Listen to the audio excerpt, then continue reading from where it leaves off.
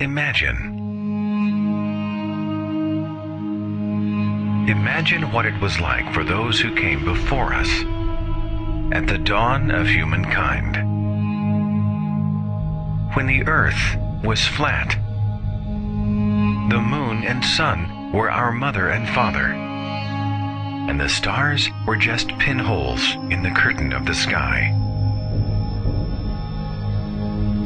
When we drew our history with primitive pictures, when we fashioned our shelters inside the cold rock of the landscape, when a long life was 20 years, when everything we saw was a sign, a flash from the sky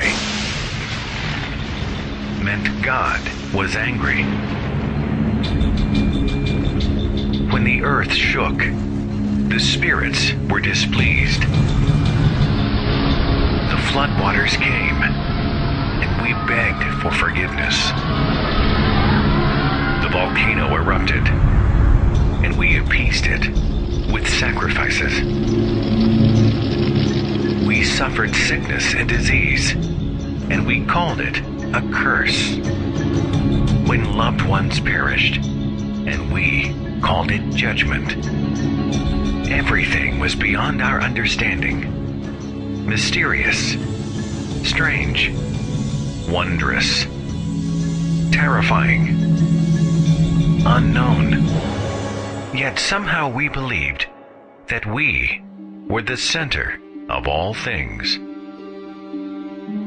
And then we began to see our world with new eyes.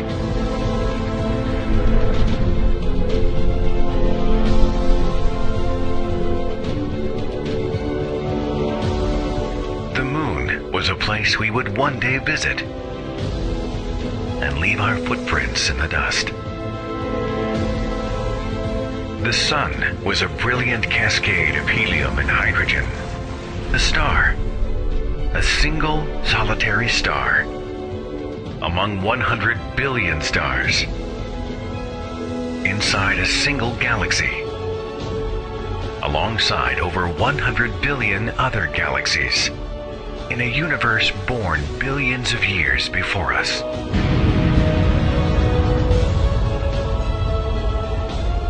The tempests above us, the fire beneath us, they became explainable, measurable, often foreseeable. Our crude illustrations gave way to rich expressions of picture and verse that ignited the imagination. We built our shelters from wood, mortar, glass, and steel. We discovered living worlds beyond the naked eye, and we inhabited that world to understand and begin to conquer sickness and disease. We began to unlock the code of our very being and discovered the bond we share with all living things. We celebrated long lives of over 100 years. Our age is a new age of enlightenment. At this very moment, humankind is beginning to grow beyond the childish fears of its infancy, to refuse to be satisfied with unanswered questions, to acknowledge a universe much grander and more wonderful than the superstitions of our ancestors would ever allow, and to understand that even though we occupy a tiny planet inside a vast universe, we are still part of it. We are growing. We are learning. We are achieving. We are evolving. To finally understand that we are not the center of all things.